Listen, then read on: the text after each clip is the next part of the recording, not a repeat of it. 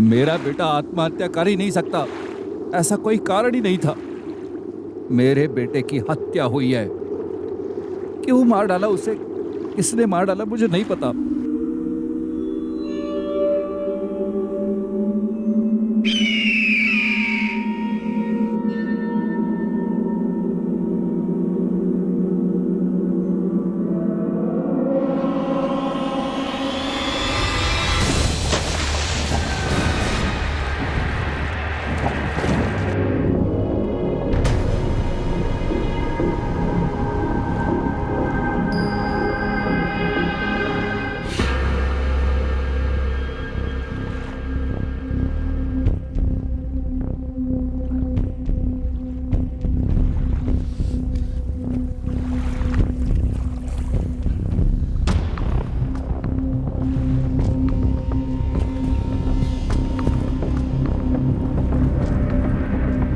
साहब, या तो ये कूदा है या डूबा है। आइडेंटिफिकेशन के लिए बॉडी पर कुछ नहीं है, ना मोबाइल ना वॉलेट, कुछ नहीं। साढ़े साहब यहाँ स्कूटर एक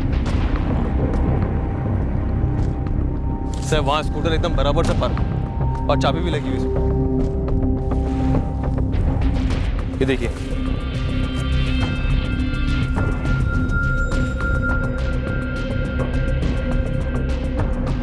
सर गाड़ी के पेपर ऊपर कुछ नहीं है। वसई विरार आरटीओ का रजिस्ट्रेशन। अगर ये स्कूटर इसी बंदे का है तो मतलब ये यहाँ पे आया, आराम से स्कूटर पार्क किया और कूद गया, मतलब सुसाइड।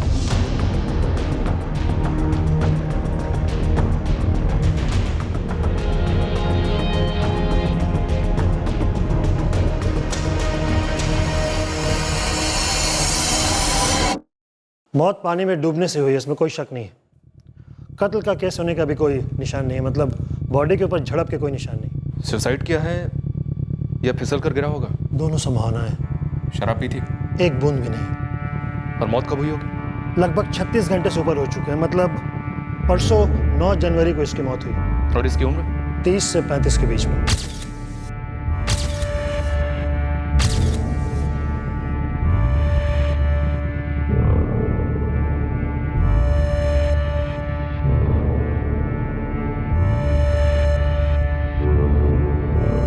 MH48675 एक धनंजय मात्रे के नाम रजिस्टर है, वसई का एड्रेस है।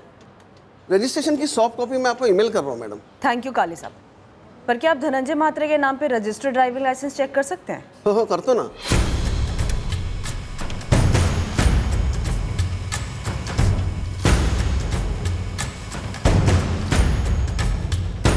सर, धनंजय मात्रे यही विक्टिम है, वसई का रहने वाला था। काफी जल्दी पहचान हो गई।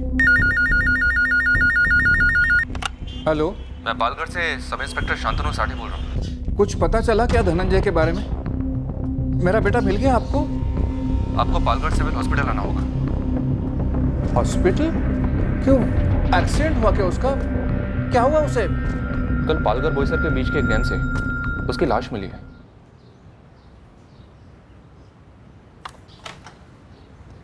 अहो काय झालं? क्या बोले? बाबा अब बोला ना काहीतरी। अहो सांगा ना काय झालं? म्हणतात कुछ लाश वाश मिली है। हॅलो,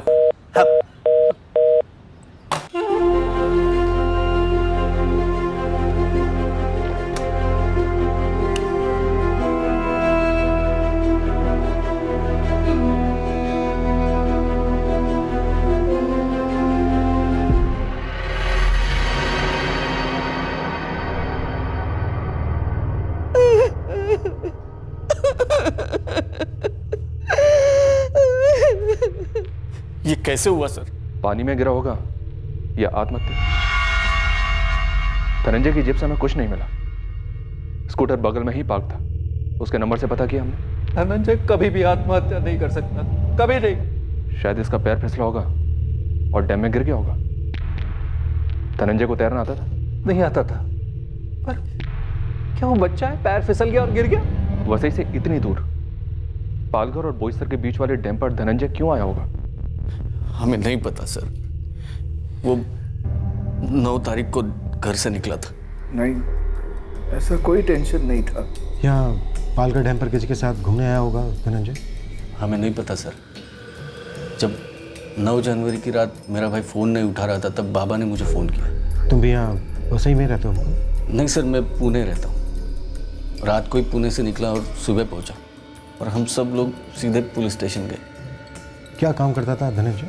उसकी राशन की दुकान है वसई में, अच्छी चल रही थी।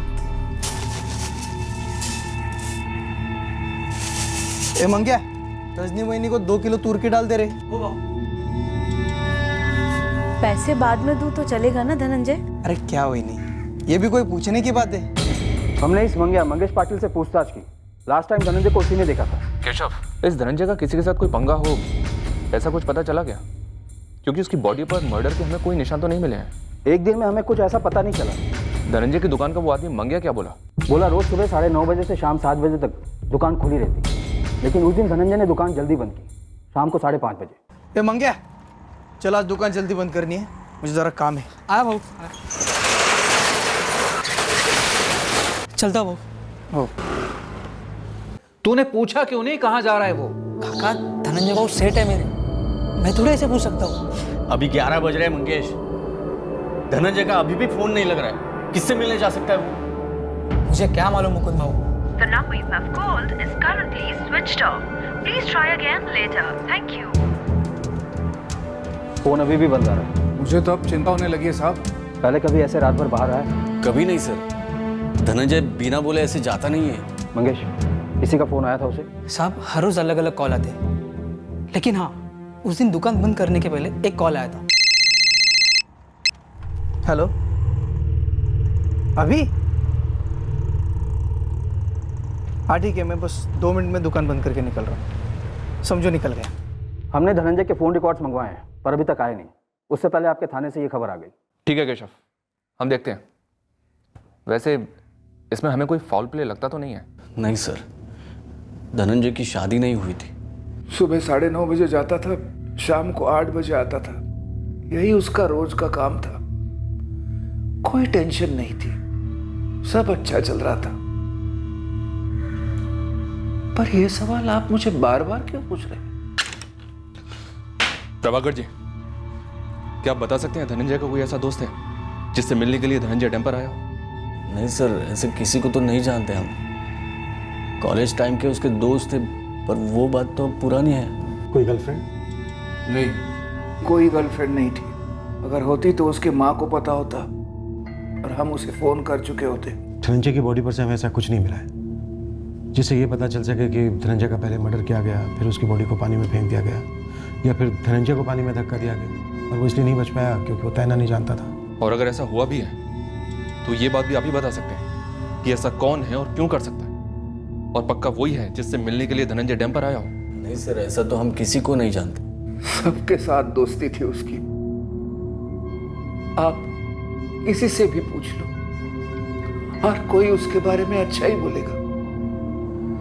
फिर ऐसा कौन है जिसने उसे धक्का दे दिया?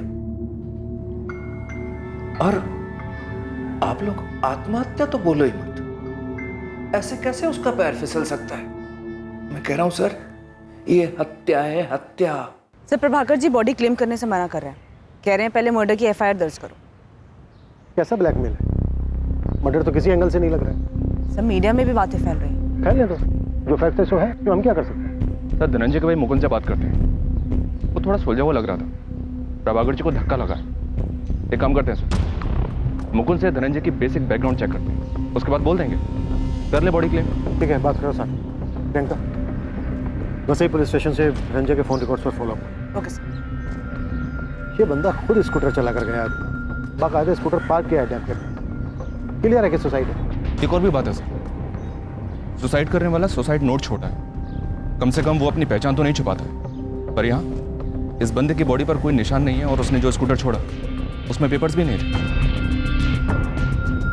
केस को इस मोड़ पर आत्महत्या या एक्सीडेंटल डेथ के अलावा कुछ और समझने की कोई गुंजाइश नहीं दिखी थी। पर जैसे जैसे तहकीकात बढ़ती गई, इस केस के असली रंग बनने लगे, अजीबोगरीब हकीकतें सामने आने लगी।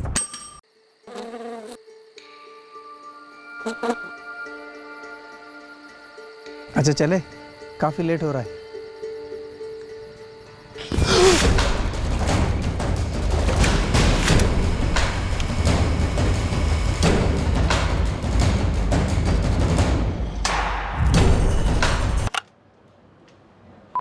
The number you have called is currently switched off. Dhananjay को एकांत पसंद था। वो अक्सर ऐसी जगहों पर टहलने जाता था। कहाँ कहाँ जाता था? वो नहीं पता सर। धनंजय 32 साल का था, तो उसका शादी ना करने के पीछे कोई खास कारण? हमारी आई, बाबा, मैं, हम सब खूब जोर देते थे उसे, भाई शादी कर ले, पर नहीं, बोलता नहीं करने, कारण नहीं बताता। आपकी बात होती थी? हाँ सर, हफ्ते में एक बार मैं उसको फ़ोन करता था। तो पिछले कुछ दिनों में आपको कुछ अलग नहीं लगा उसकी बातों में? कोई टेंशन, मायूसी या परेशानी? नहीं सर, ऐसा कभी लगा नहीं सर। उसके साथ मेरी लास्ट बात 7 जनवरी को हुई थी, उसके गायब होने के 2 दिन पहले। एकदम फर्स्ट क्लास चल रहा दादा। पुणे काय म्हणते, आप लोग कैसे हो? नमिता वहिनी, स्वप्निल? एकदम मजेत। हाँ एकदम मस्त है यार। अच्छा सुन, आई रोज रोज मुझे फ़ोन करती है, कान खाती है यार मेरा। कहती है धनंजय को शादी के लिए बोल। आपका तो 2 मिनट कान खाती है ना फ़ोन पर, मेरा सोचिए 24 घंटा सामने बिठा कर दिमाग खाती है। नाश्ता, दोपहर का खाना, रात का खाना, तीनों टाइम सेम मेनू। कब करेगा, कब करेगा, कब करेगा? आज तो तुझे जवाब देना ही पड़ेगा धनंजय। अब तू 32 का हो गया, अगले साल 33 का हो जाऊंगा। उसके पहले तेरी शादी होगी, ये पक्का है। अरे कोई तेरे दिमाग में है तो बोल देना हमें। हो गया नाश्ता मेरा। आज एक और शादी हो गई मेरी। अब मैं खुद लड़की ढूंढूंगी और तेरे फोटो के साथ उसकी शादी करा दूंगी। बेस्ट रहेगा, करवा दो। अरे चला, ये तो मैं। कोई लड़की नहीं थी, तो क्या कोई लड़का था धनंजय की लाइफ? नहीं सर। कभी पूछा आपने इस बारे में? कभी कोई बात हुई उसके साथ? नहीं सर, ऐसी कभी बात नहीं हुई थी, लेकिन मैं जानता हूँ ना सर, वो वैसा नहीं था सर। धनंजय जहाँ भी जाता टहल एकांत में बैठने, तो क्या हमेशा अकेला होता था? सर उसने हमेशा ऐसे ही कहा है।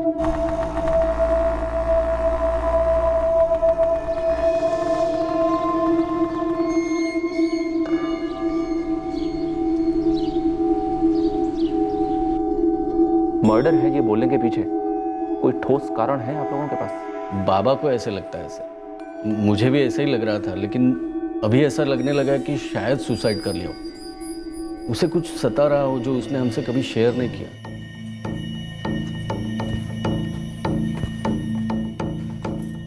कहेगा वो धनंजय के पापा सच कह रहे हैं क्या? मुझे क्या पता? तुझे नहीं पता होगा तो किसको पता होगा? अच्छा सुन, तूने वो बंद कर दिया? मैंने तो 10 तारीख को ही बंद कर दिया था, जब उसकी दुकान को बंद देखा। वो मंगेश है ना, वो बता रहा था मेरे को कि धनंजय गायब है करके। संभाल के रहे।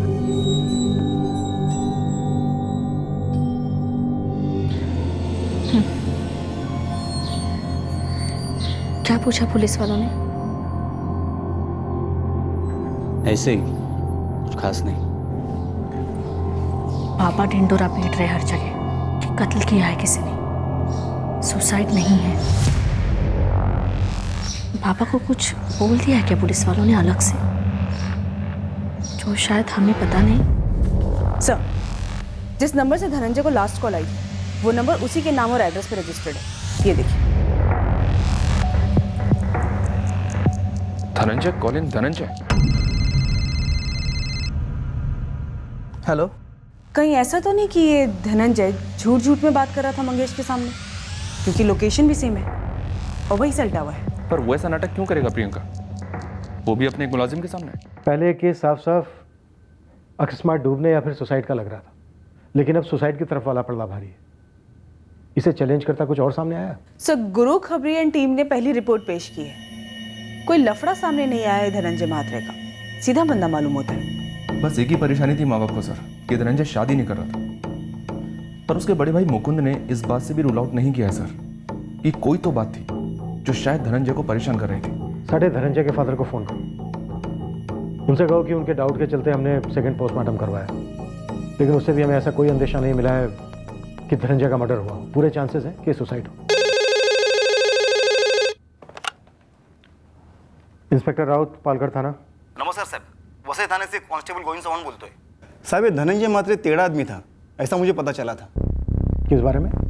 सर, मेरे चाली में उमेश अहिरे रहता है, दोस्त है। कुछ 2 महीने पहले वो शिकायत लेकर आया था इस धनंजय के खिलाफ। क्या शिकायत थी गोविंद? साहब, ये धनंजय सामने से अलग था और पीछे से बिल्कुल अलग। कमीना साला कुत्रिया। अरे हुआ क्या वो तो बोल। साले ने मेरी घरवाली पे हाथ डाला रे। क्या बात कर रहा है तू? और नहीं तो क्या, ऊपर से वो लीचड़ क्या बोलता है मालूम है? हे, काय करतो से? अरे दोस्ती का हाथ बढ़ा रहा हूँ। देख, तू महीने में 1500 का सामान लेती है ना, वो मैं तुझे 750 में दे सकता हूँ। बदले में 3 बार मेरे साथ बैठ, और अगर जमी तो और सस्ते में दूंगा। सुन,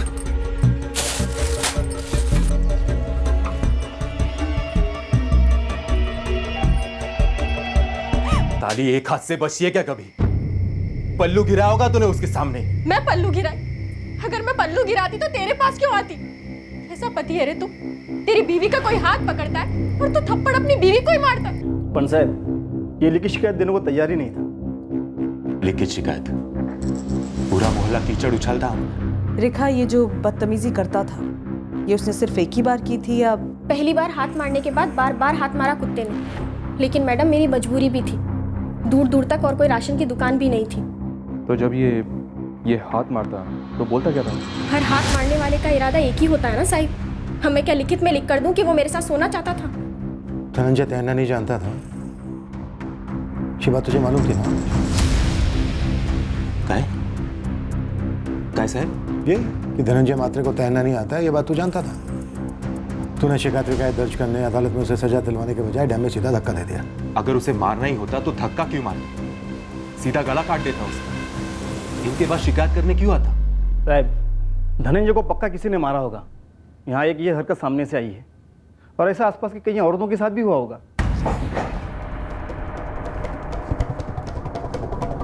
दुकान के मुलाजिम मंगेश को उठा लो और पता करो उसे और क्या क्या पता है। कॉल रिकॉर्ड्स का एक नंबर छान मारो। इसकी हरकत जानने के बाद लगता तो नहीं है कि बंदा ऐसा था जो सुसाइड करे या फिर डूब कर मरे।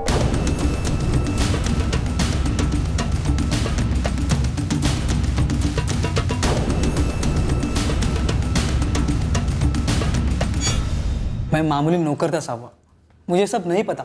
धनंजय के नाम और पते पर जो दूसरा सिम है, जिससे धनंजय को फोन आया था 9 जनवरी की शाम को 5:30 बजे, वो फोन तूने किया था ना? नहीं साहब, मेरा अपना नंबर है और मैंने कोई गलत काम नहीं किया साहब। तेरे मालिक ने थोके हिसाब से गलत काम किए हैं? साहब, मुझे सिर्फ हेमांगी मालूम है। कौन है मांगी? अब वो यहाँ रहती है या नहीं रहती वो सब पता नहीं साहब। मंगेश, साफ बोल। 1 महीना पहले की बात होगी साहब। धनंजय बहू को फोन पे धमकी दे रही थी। सुन हेमांगी, ये सुसाइड की धमकी मुझे मत दे, समझी ना? ये सुसाइड की धमकी मैं भी तुझे दे सकता हूँ, ठीक है? ये ब्लैकमेलिंग का चक्कर छोड़ दे, रख फोन। कौन है ये मांगी? मुझे नहीं मालूम साहब। जब सब लोग कहने लगे कि धनंजय बाबू ने आत्महत्या की होगी, तब मुझे ये बात याद आ गई। बड़ी जल्दी याद आ गई तुझे ये बात? लगता है तेरी याददाश्त का इलाज करना पड़ेगा मुझे। साहब, मैं सच बोल रहा हूँ। हेमांगी सुसाइड से? कहीं ऐसा तो नहीं है कि किसी और औरत या लड़की ने भी सुसाइड किया हो धनंजय के साथ? इसके बारे में और पता करना होगा सर। शायद धनंजय हेमांगी को हैरेस करता हो, तो पहले धमकी दी होगी सुसाइड करने की धनंजय को। ये सुसाइड की धमकी मुझे मत दे, समझी ना? सर, इतनी क्लोज हो गई कि धमकी दी, तो ये भी जानती होगी कि धनंजय तैरना नहीं जानता है और धक्का देकर मार दिया, और शायद उसने भी खुदकुशी कर ली हो। पर वहां से बॉडी तो हमें एक ही मिली है, वो भी धनंजय की। ये भी हो सकता है कि सुसाइड की धमकी देकर धनंजय को वहां बुलाया गया हो और फिर धनंजय को धक्का दे दिया हो। सर, एक काम करो, धनंजय की फैमिली से पता करो हेमांगी के बारे में। हेमांगी? अब हेमांगी का धनंजय से क्या लेना देना? तो पहले कुछ था क्या?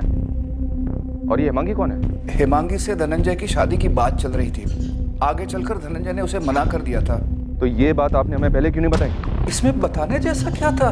शायद आपके बेटे की मौत का कारण हो सकता है। हो सकता है कि धनंजय ने हेमांगी के साथ कोई भद्दी हरकत की हो। जैसी वो दूसरी औरतों के साथ करता था? देखिए, आप धनंजय के बारे में कुछ भी मत बोलिए। आप कातिल को पकड़ नहीं पा रहे, या तो जानबूझ के उसे पकड़ नहीं रहे, और ऊपर से मेरे बेटे के बारे में मनगढ़ंत कहानियां बोल रहे, उसे बदनाम कर रहे हो। धनंजय का अतीत उमड़कर वो हकीकत बयान कर रहा है जो शायद आप लोगों से भी गुप्त रखी गई थी। और एक बात, आपका शक अब हमारा शक भी है। हो सकता है कि ये सुसाइड नहीं मर्डर हो। हेमांगी मेरी रिश्तेदार है, मैंने ही बात चलाई थी, लेकिन अब हेमांगी का उसके साथ कोई भी ताल्लुक नहीं था। हेमांगी का एड्रेस और फ़ोन नंबर लिख कर दीजिए, हम हेमांगी से ही पूछेंगे। उसकी शादी तय हो चुकी है, अगले महीने का ही मुहूर्त है, और उस सब के बीच ये सब। सर, हम सब धनंजय का घर बसा देखना चाहते थे। 3 महीने तक बात चली, उसके बाद धनंजय ने मना कर दिया। इस बात को सर अब 6 महीने हो गए। मुकुंद, धनंजय का ना बहुत बड़ा पिटारा खुल रहा है, राशन के बदले शोषण वाला मामला भी। और अभी पता चला है कि हेमांगी ने धनंजय को सुसाइड करने की धमकी दे दी। बनता है हेमांगी से एक बार पूछना तो बनता है कि माजरा क्या था।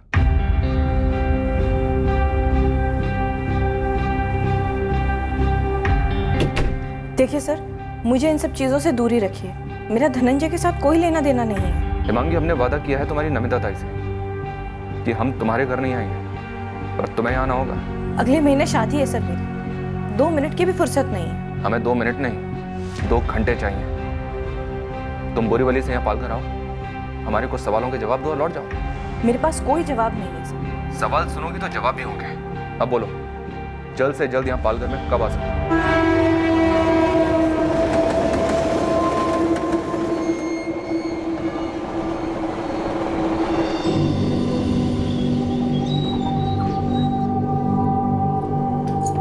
बाबा भी ना, क्या जरूरत थी ऐसे अड़ियल बनने की? आप रोको ना उन्हें। मैं रोकूं बाबा को? जानती नहीं हो तुम उन्हें? अब तो टीवी और अखबारों में भी आने लगा है कि धनंजय ने सुसाइड नहीं किया है, कत्ल हुआ है उसका। अगर हेमांगी की शादी में कोई अड़चन हुई ना, तो उसके घर वाले मेरे आई बाबा को जिम्मेदार ठहराएंगे। नहीं नमिता, ऐसा कुछ नहीं होगा। हेमांगी मंजी हुई लड़की है। धनंजय म्हात्रे सुसाईड केस मुळात सुसाईड नसण्याची बातमी येत आहे। ही केस हत्येची असण्याची संभावना दिसून येते। पुलिस ने अभी तक कोई बयान जारी नहीं किया है, लेकिन इस बारे में हमारे सूत्रों से पता चला है कि हत्याकांड के कुछ सुराग पुलिस के हाथ लग चुके हैं।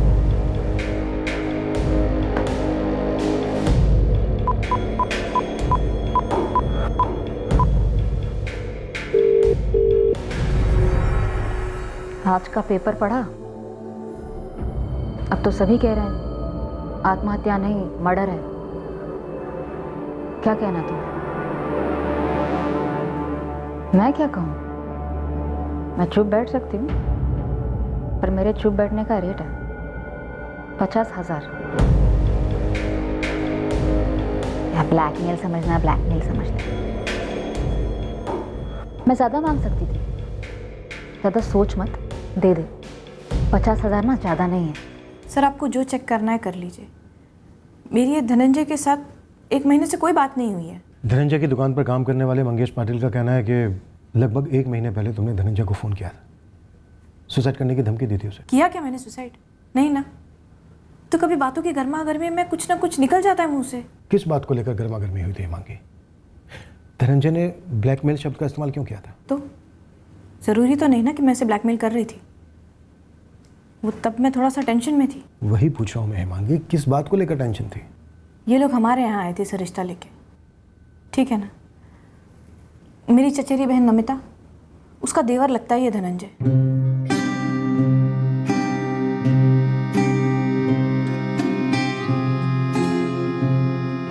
झूठ नहीं बोलूंगी, पहली नजर में एक दूसरे को पसंद किया हमने। उसने शादी को हाँ कहा, उसके बाद ही हम कई बार मिले। हमारे बीच प्यार बढ़ने लगा था। ऐसा लग रहा था सब कुछ सही जा रहा है, और मुझे कोई अंदाजा नहीं था कि उसके मन में क्या चल रहा है, क्या बदल रहा है। फिर अचानक से बोला नहीं करनी शादी। तो तुमने उसे सुसाइड करने की धमकी दी? मैं उसके साथ सो चुकी थी, उसने मेरा इस्तेमाल कर लिया था। गुस्से में आके एक दिन बस मैंने उसे फ़ोन किया, धमकी दी कि मैं आत्महत्या कर लूँगी। जो उसने की या शायद कत्ल हुआ उसका? दोनों में मेरा कोई हाथ नहीं है सर। और ये ऐसे धनंजय जैसे फालतू आदमी के लिए मैं अपनी ज़िंदगी खराब करूँ? तुम्हें पता था धनंजय को तैरना नहीं आता? मुझे सिर्फ इतना पता है कि वो मेरे साथ सोना चाहता था और बस यही इकलौता मकसद था उसका। मैं बेवकूफ़ थी, प्यार कर बैठी। जी मैम, पहला नंबर धनंजय मात्रे के नाम पर है, प्रीपेड है। एड्रेस भी वही है? बिल्कुल मैडम। और बाकी जो 4 नंबर है सेम टू सेम, वही नाम वही एड्रेस। एक आदमी के नाम पे 5-5 सिम? आजकल तो आम हो चला है मैडम, 8-10 सिम वाले कितने कस्टमर हैं।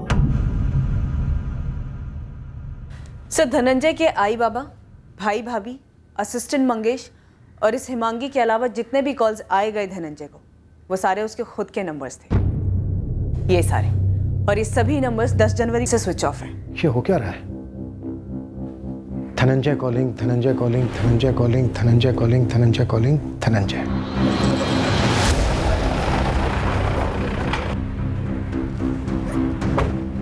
साहब, ये धनंजय की राशन की दुकान नहीं, लूट की दुकान थी। ये लालजी वहाँ डिलीवरी करता था। लालजी बोल। सस्का साहब जी। हाँ जी साहब जी, वो हमारी सांठगांठ थी धनंजय भाई के साथ। बोल क्या था लालजी? साहब जी, वो सरकारी डिपो से राशन का सामान लेकर निकलता था और धनंजय भाई की राशन की दुकान पे आता ही नहीं था। वो जो शहर में 2 बड़ी दुकानें हैं किराने की, सारा सामान वहाँ पे छोड़ देता था और उन बड़ी दुकानों का सामान उठा के यहाँ धनंजय भाई के पास छोड़ देता था। और साहब, ये माल एकदम सस्ता वाला माल है, जो ये बड़े किराने की दुकान वाले लोग आधे से भी कम दाम में खरीदते हैं। और सरकारी डिपो से आया हुआ टॉप का राशन का माल अपने ग्राहकों को ये तगड़े दामों में बेचते हैं। और साहब जी, ये जो बड़ी दुकानें वाले हैं तगड़ा पैसा देते हैं धनंजय भाई को और दोनों पार्टियां खुश। और आम जनता को लगता है कि राशन का माल घटिया है, जबकि ये घटिया तो ये झोल है। इस धांधले में धनंजय का किसी के साथ कोई पंगा हुआ था? साहब जी, उस सब का नहीं मुझे पता, वो तो बस गुरु ने बोला था इसलिए मैंने आपको सब बता दिया।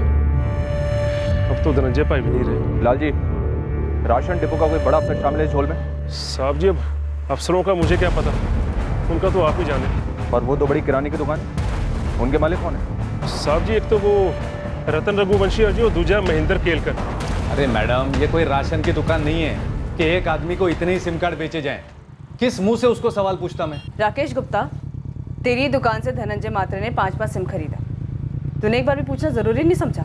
शक नहीं हुआ? तो शक कब होता है मैडम? जब कोई आदमी जाली डॉक्यूमेंट्स देता है या उसके शक्ल पे लिखा हो कि ये 2 नंबर वाला है। लेकिन ये धनंजय मात्रे तो बहुत सीधा आदमी लगता था और सारे सिम कार्ड उसने खुद के नाम पे लिए थे, खुद के असली डॉक्यूमेंट सबमिट करके। धनंजय, ये रहा तुम्हारा लाइसेंस और ये नया सिम कार्ड।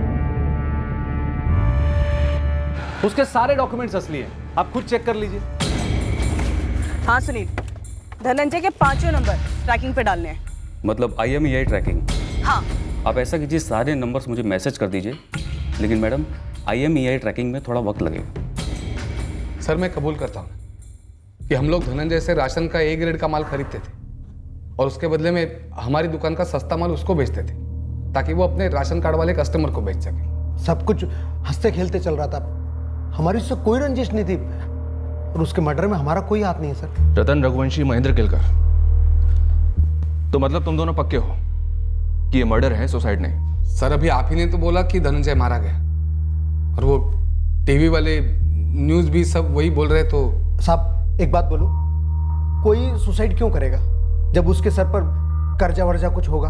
अरे धनंजय, ये तो बहुत झोल करता था, कैंडे की खाल थी इसकी।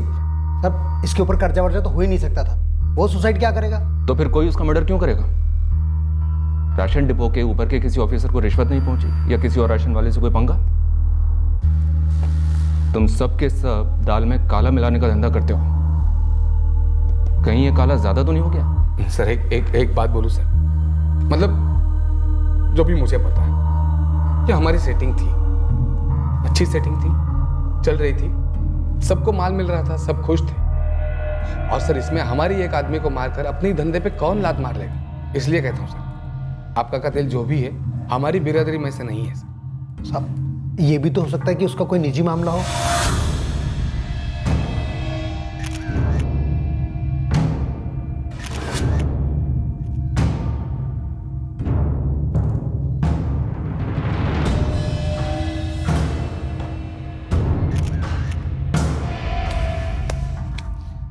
ये थर्ड रेट माल सरकारी डिपो का नहीं है, सारा जब्त कर लिया है।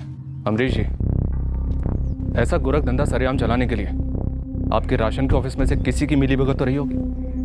महीने के महीने पैकेट भी आता हो।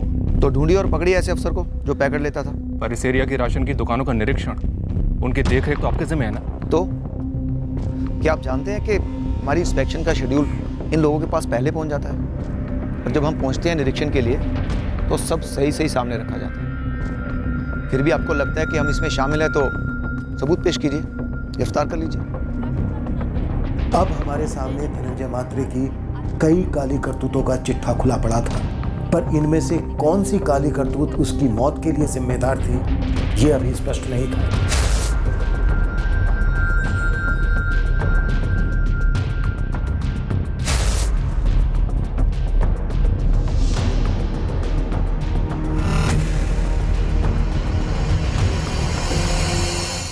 ट्रिपल 4678123 ये नंबर धनंजय महात्रे के नाम पर रजिस्टर्ड है, और ये नंबर तुम्हारे फोन में इस्तेमाल हो रहा था रजनी तांबे, और तुम्हारे उसी फोन में अब ये नंबर इस्तेमाल हो रहा है। सुधा सावंत, तुम धनंजय मात्रे के नाम पर रजिस्टर्ड सिम कार्ड यूज कर रही थी। हो साहब। क्यों? उषा मांडके, तुम्हारे पति को पता था कि तुम धनंजय मात्रे का दिया हुआ सिम कार्ड यूज कर रही हो? मैडम, मेरे पति को इन सबके बीच में क्यों घसीट रहे हो? ठीक है, नहीं घसीटते तो तुम ही बताओ कि धनंजय महात्रे के साथ तुम्हारा क्या रिश्ता था? तुमने उसका दिया हुआ सिम कार्ड 10 जनवरी को क्यों बंद किया? उसके मरने के ठीक एक दिन बाद। साहब, उस रजनी ने कुछ बोला क्या आपको? क्यों सुधा, ऐसा कुछ है क्या जो सिर्फ रजनी ही मुझे बोल सकती है? तुमने? साहब, उसने भी तो 10 तारीख को फोन बंद कर दिया था, मुझे पूछा भी था।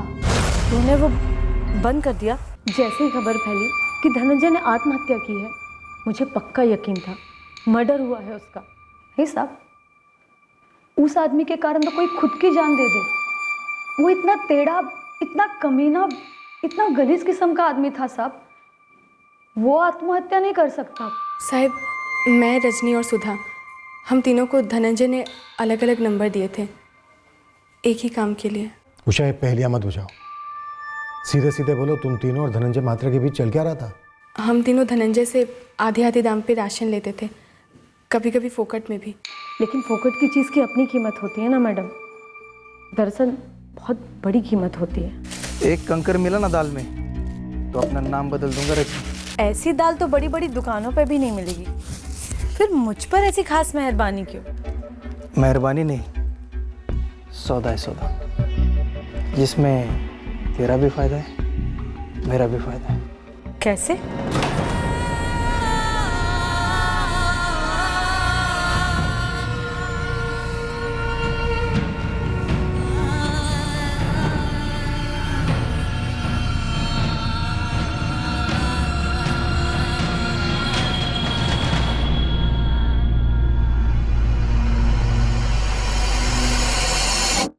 बस सिम कार्ड इसी के लिए दिया था, फोकट का राशन बदले में बदन। एक नंबर का कमीना था वो धनंजय, हमारी गरीबी का बराबर फायदा उठाना जानता था मैडम। नाना साहब, पति को बताकर भला कौन सा औरत ऐसे करेगी? साहब, मैं आपके आगे हाथ जोड़ती हूँ, आप भी ना बताओ साहब, घर में आग ना लगाओ साहब। जो भी 4 पैसे बचते थे बच्चों के लिए बचा रही थी। पहले पहले खुद से घिन आती थी साहब, पर एक बारी पैसे बचने लगे और अच्छा राशन आने लगा तो आदत सी हो गई। और ऐसा भी खराब नहीं लगता था मुझे कि धनंजय को जान से ही मार डालूंगी। हम उसके लिए सोने की मुर्गी थे, वो हमारे लिए था, हम क्यों मारेंगे उसको? तो फिर किसने मारा होगा? तुम तीनों को जो सिम उसने दिए थे उसके अलावा उसने 2 सिम और खरीदे थे, 44498746 और 44498653 इन 2 नंबर्स का भी पता नहीं चला है। और पहला नंबर 44498746, इस पर धनंजय की लास्ट बात हुई थी। हाँ ठीक है, मैं बस 2 मिनट में दुकान बंद करके निकल रहा हूँ। हम तीनों, मैं, उषा और सुधा, एक ही मोहल्ले के हैं। हम तीनों में कभी कोई बात नहीं छुपी। बाकी कोई थी नहीं थी हम नहीं बता सकते। 2 चीज़ें हो सकती है ना साहब, मतलब उसने किसी जवान लड़की को शादी का वादा किया हो और उसके साथ सोने के बाद तोड़ दिया होगा और उसी ने मरवाया हो, या फिर हमारे जैसे शादीशुदा औरत के पति को पता चल गया होगा। किसी का नाम छुपा के मेरे को क्या फ़ायदा होगा साहब? अब तो मेरे पैसे बचने भी बंद हो गए और राशन आना भी बंद हो गया। वो मर जो गया। साहब मारो मत। इतने गोरख धंधे चल रहे थे उस राशन की दुकान में, पर तूने ना कुछ देखा और ना सुना। अंधा बहरा था या होना चाहता है? बोल। मैं सच बोल रहा हूँ, मैं वहाँ सिर्फ और सिर्फ काम करता था और ये सब सुनकर मेरा भेजा चकरा गया साहब। अब तेरा भेजा खोपड़ी फोड़कर बाहर निकलेगा साले। इतना सब कुछ चलता रहा उस राशन की दुकान में, पर तूने कुछ नहीं सुना। तेरा सेठ 3 या शायद उससे ज्यादा औरतों के साथ सोता था, पर तूने कुछ नहीं सुना और कुछ नहीं देखा। साहब अब मैं 2 और 2 जोड़ रहा हूँ। अब मुझे समझ में आ रहा है कि एक टाइम के बाद सेठ उषा ताई, सुधा ताई और रजनी ताई से पैसे क्यों नहीं लेता था। और कितनी ताई थी बे जिनसे तेरा सेठ पैसा नहीं लेता था? साहब नहीं मालूम, कोई दिमाग में नहीं आ रहा साहब। किसके पति ने मार डाला धनंजय को? बोल। साहब मुझे कुछ भी नहीं मालूम साहब। तेरा भी चक्कर चलता था क्या उन औरतों के साथ? कहीं तू नहीं तो नहीं मार डाला अपने सेठ को? कुछ भी मत बोलो साहब, मैं ऐसा कैसे कर सकता हूँ? सेठ था वो मेरा।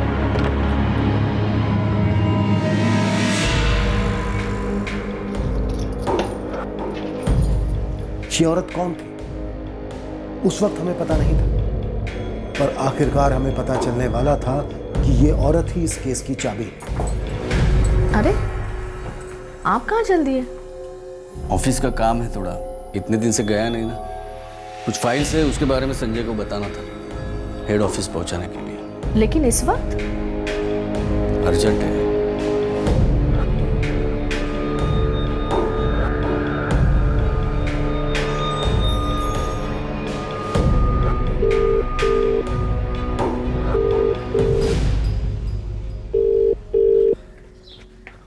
हाँ गुरु बोल। साहब मेरे बंदों ने पूरा वसई विरार छान मारा। ऐसा कोई लॉज नहीं है जहाँ धनंजय औरतों को लेके नहीं जाता है, और हर लॉज में अलग अलग औरतों को लेके जाता है। कुछ ठोस सीसीटीवी या कुछ और? साहब यहाँ वसई बीच के पास एक लॉज है, एके लॉज। 8 तारीख को ये धनंजय एक औरत को लेके आया था। वहाँ रजिस्टर में नाम लिखा हुआ है Urmila Jagtap. Address, phone number या फोटो? नहीं है साहब, सिर्फ लेडीज का नाम है, और ये नाम सही लग रहा है क्योंकि बाकी जो 3 औरतें हैं, रजनी, सुधा, उषा, इन तीनों का नाम जैसे हैं वैसा ये लिखता था हर लॉज के रजिस्टर में।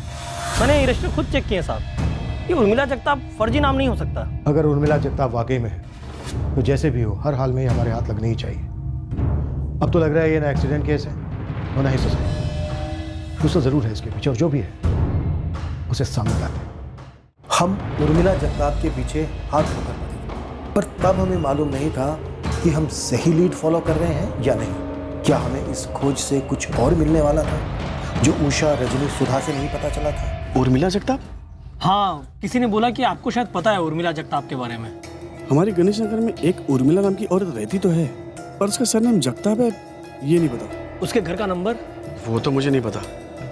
हाँ, लेकिन गणेश नगर में एक एस्टेट एजेंट है अर्जुन पवार, आप उससे पूछो, उसको सबके बारे में सब कुछ पता है।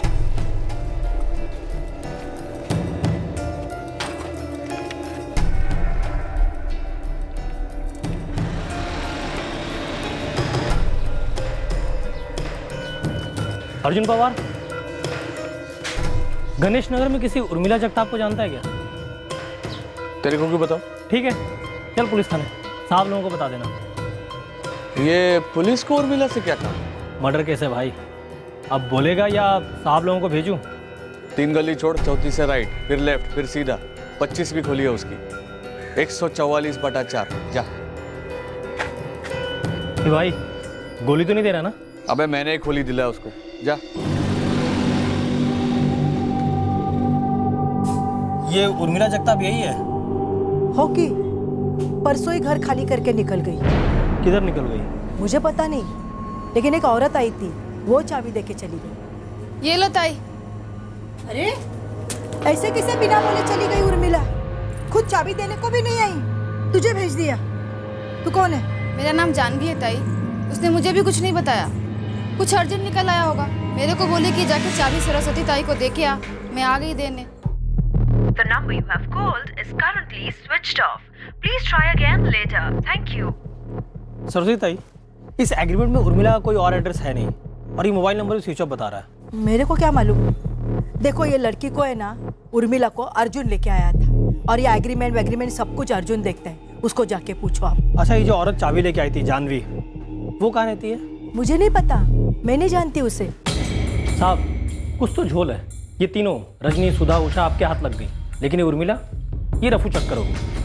सर उर्मिला का फ़ोन स्विच ऑफ है, कॉल रिकॉर्ड मंगाया और फ़ोन को ट्रैकिंग पे डाल दिया है। गुरु, वो सारा जानवी का क्या हुआ? मकान मालकिन सरस्वती ताई को तो उसके बारे में नहीं पता है। मैं एक काम करता हूँ, मैं इस स्टेट एजेंट अर्जुन पवार के पीछे पड़ जाता हूँ, उसे पता होगा इस जानवी के बारे में। निकल गुरु, ताबड़तोड़। जी सर। सर ये धनंजय इतने लफड़े पाल रहा था और इसके घर वालों को कोई खबर तक नहीं थी? सर शायद खबर थी, बस हमें खबर नहीं थी। जैसे हिमांगी के बारे में भी चुप रहे। मर्डर में अगर फैमिली इन्वॉल्व होती तो मर्डर के अगले दिन बिल्कुल क्यों मुझे होता? चुप नहीं रहती। मुश्किल है यकीन करना ये धनंजय की सच्चाई,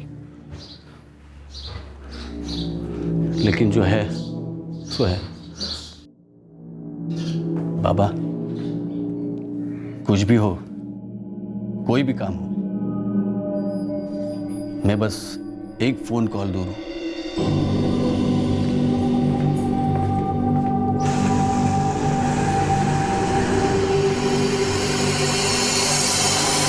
ये जानवी कहाँ मिलेगी और उर्मिला जगताप कहाँ से आई थी और अभी कहाँ मिल सकती है? अबे तू है कौन? पहले उर्मिला फिर जानवी, खबरी है दलाल? ए भाई, गुरु नाम है मेरा, खबरी हूँ। और ना बताओ तो एनकाउंटर करेगा मेरा? अबे नहीं, थोड़ी जानकारी दे दे, पुलिस की मदद हो जाएगी। नहीं पता मेरे को उर्मिला कहाँ से आई, ये जानवी फानवी। कल तू उठ के मेरे को पूछेगा उर्मिला का बाप कोण, आई कोण, बहीण कोण, भाऊ कोण, कशाला उगाच डोक्याला टाक? नहीं मालूम मेरे को, जा।